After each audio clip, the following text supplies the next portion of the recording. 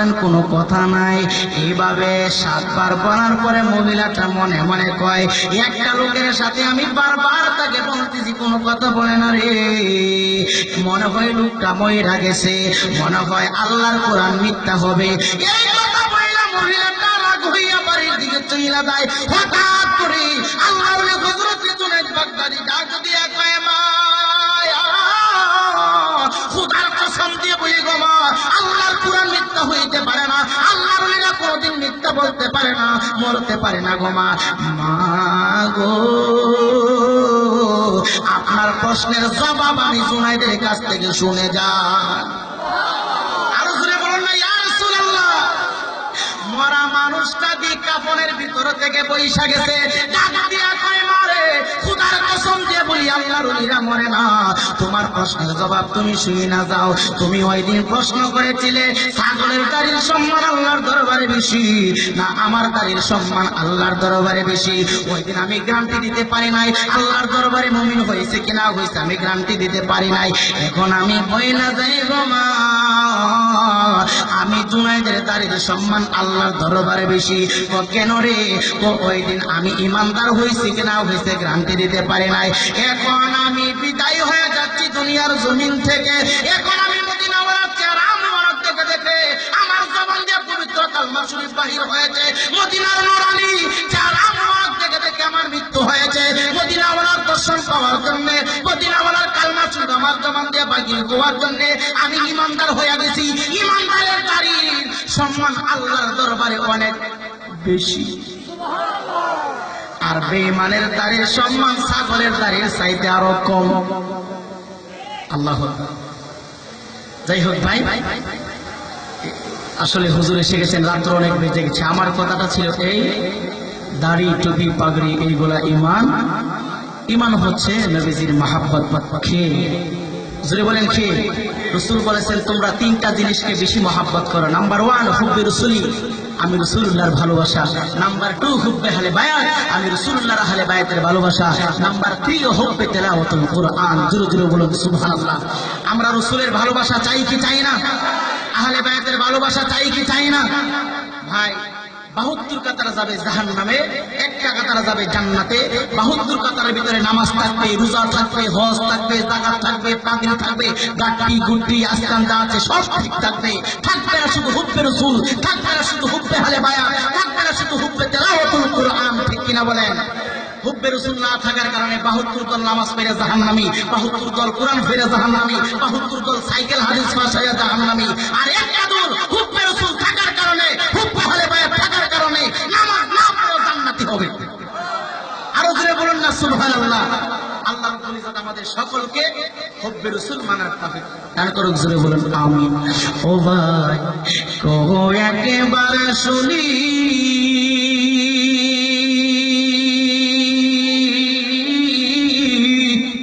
কে তোমার খাওয়াইছে জহর রাসূলের পুরানি রে, বাইরে আমার সোনার চন্দ্রমণি। ও ভাই কো একবার শুনি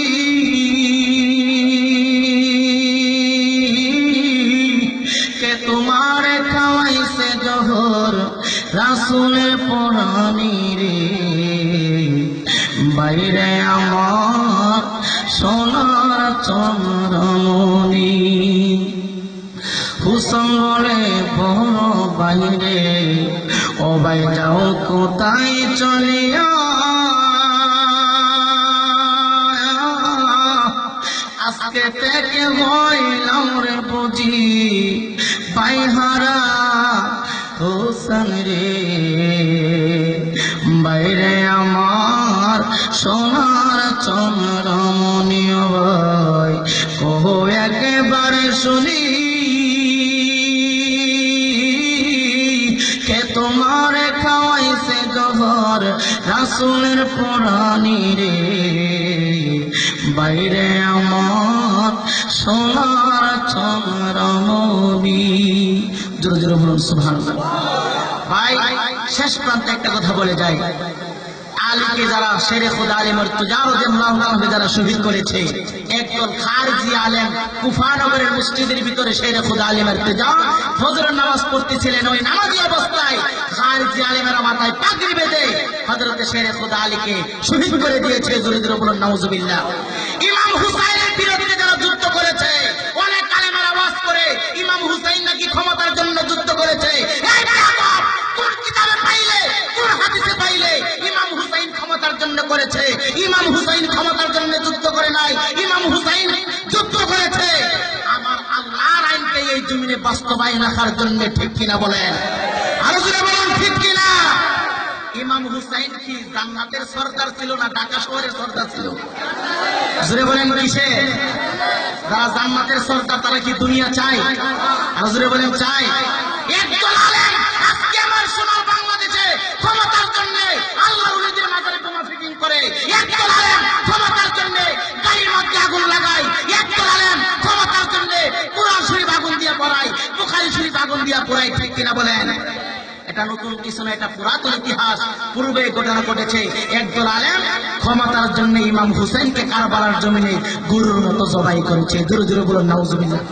এটা হলো খারিজি সম্প্রদায়। কি সম্প্রদায়? আর জোরে বলেন কি সম্প্রদায়? এরা খারিজি সম্প্রদায়। বর্তমানে যারা কওমি হিসাবে রূপ ধারণ করেছে। ঠিক কিনা বলেন? এদের কাছ থেকে আল্লাহ রাব্বুল ইজ্জত আমার সকলের ঈমানকে হেফাজত করুন। জোরে জোরে বলুন আমিন। ওয়া আখিরি দাওয়ানা আলহামদুলিল্লাহি রাব্বিল আলামিন। আমার কথায় ভাষায় যদি কারো মনে কষ্ট লেগে থাকে সকলে ক্ষমা নজরে দেখে নেবেন। আসসালামু আলাইকুম ওয়া রাহমাতুল্লাহ। আবারও দেখা হবে অন্য কোনো ময়দানে।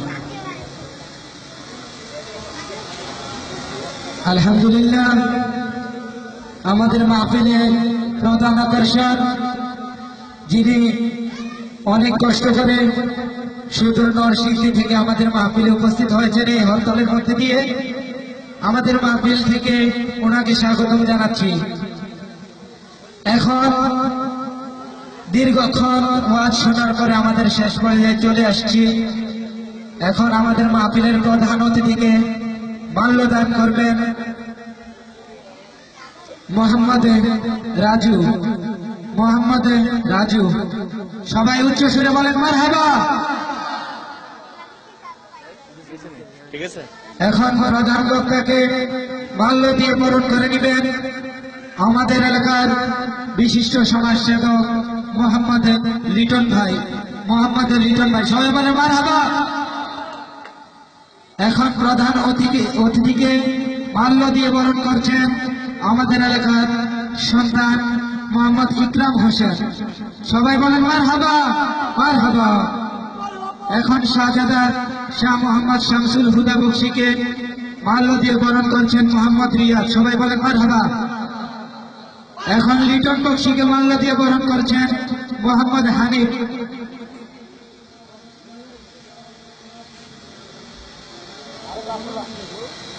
সবাই উচ্চ আওয়াজে কাহিয়ে মারহাবা।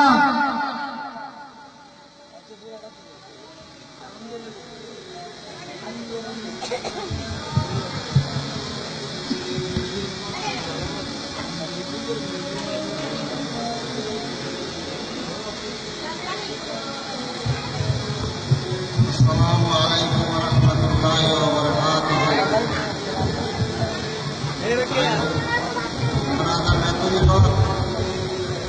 আপনাদের কাছে বহু বড় মূল্যবান তাকরীর পেশ করিয়াছেন। যদি আমরা ওইগুলি আমল করি তাহলে খুবই যথেষ্ট। এবং আলেম ওলামারা বোঝা গেছে, ব্যাখ্যা বোঝা গেছে। আমরা এক কানে শুনছি আর কানেটা বাইর করে দিলাম, তাইলে আমাদের ওয়াজ নিচে শোনার কোনো মূল্য রইল না। সবাই আপ্রাণ চেষ্টা করুন আজকে যে আমাদের মাধ্যমে এই বড় বড় আলেমরা আসিয়া যে নসিহত, যে তাকরীর আমাদের শোনাইছে, যাতে আমরা সবাই এটা পালন করতে পারি, আমল করতে পারি, সেই তৌফিক যাতে আমাদের আল্লাহ পাক দান করে। এবং এই এলাকার যুবক ভাইরা এই মহরমের এই তারিখে সবসময় মাহফিল করতেছেন, তাদের জন্য দোয়া করবেন। সামনেও তাদের তারিখ সবসময় করিতে পারে, আল্লাহ পাক তাদের এত থাকবে।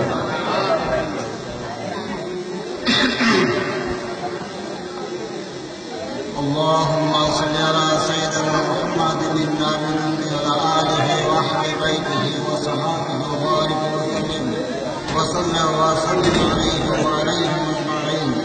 اللهم صل على سيدنا محمد النبي وعلى آله وأهل بيته وصحبه وبارك وسلم عليه وعليه أجمعين. اللهم صل على سيدنا محمد النبي وعلى آله وأهل بيته وصحبه وبارك وسلم عليه وعليه أجمعين. بسم الله الرحمن الرحيم. وسلم برجاء المبارك और अल्लाह के प्यारा हबीब के आले औलाद अज़वाज मुतहहरात तमाम नबी सिद्दीकीन शुहदा करबला कुल सहाबा इकराम ताबईन तबईन अम्बिया सलीन की बरकत खास करके प्यारा पीर मुस्तफा शेख मुहिद्दीन गौसुल आजम अब्दुल कादिर जिलानी रज़ियल्लाहु अन्हु की बरकत सुल्तानुल हिंद गुरबे नवाज ख्वाजा मोइनुद्दीन चिश्ती संजलाल की सूफी में बरकत पाक बांग्ला बादशाह बाबा हजरत सलीम शहदा रहमतुल्लाह अलैहि हजरत साहब रहमतुल्लाह अलैहि हजरत मोहम्मद रहमतुल्लाह अलैहि सीधे अब्दुल्लाह सलाहुद्दीन जमालुद्दीन के सभी की बरकत पाक और अल्लाह बांग्लादेश में दुनिया में जितने वलियाल्लाह को जन्नत औलिया जहां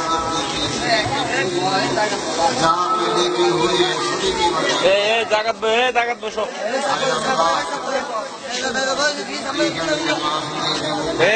ওইদিকে যাও এই কাম সত্য কাজ কাম করা তৌফিক দান করো এই বিভাগে প্রত্যেক বছর এই ভাবে তৈরি করে সেই তৌফিক তাদের দান করো আল্লাহ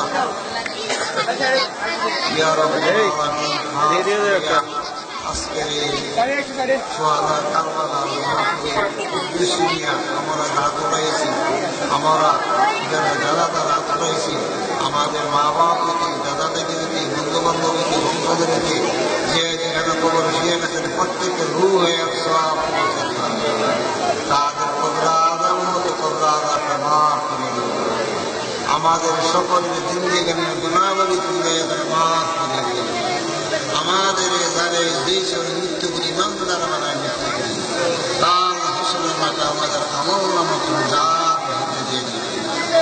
আয় আল্লাহ হযরতে আদম আলাইহিস সালাতু ওয়াস সালাম থেকে নিয়ে কত পর্যন্ত কত নর নারী মুসলমান দুনিয়া গেছেন বর্তমান আদম ভবিষ্যৎ হবেন প্রত্যেকের আল্লাহ পাকের সওয়াব পৌঁছে দিবেন আয় আল্লাহ আপনি আমাদের গুনাহ দিকে দৃষ্টি না করিয়া আপনি আপনার রহমতের দৃষ্টি করিয়া ইয়া সহজে কারবালার ওসিলা আমাদের দোয়াখানা কবুল করে রব্বানা ظلمنا أنفسنا وإن لم تغفر لنا وترحمنا لنكونن من الخاسرين سبحان ربك رب العزة عما يصفون والسلام على المرسلين والحمد لله رب العالمين وأوصل قوميت لا إله إلا الله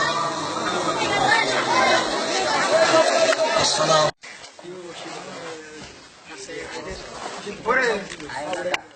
বাবুর দিয়ে আবার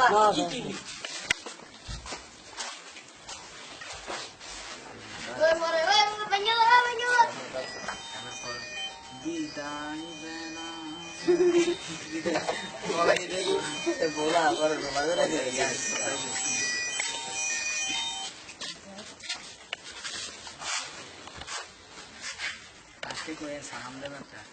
সবাই মিলে জোরে কাজ সালাম আলাইকুম সালামটা দেই না দেন সবাই আসসালামু আলাইকুম ওয়া আলাইকুম আসসালাম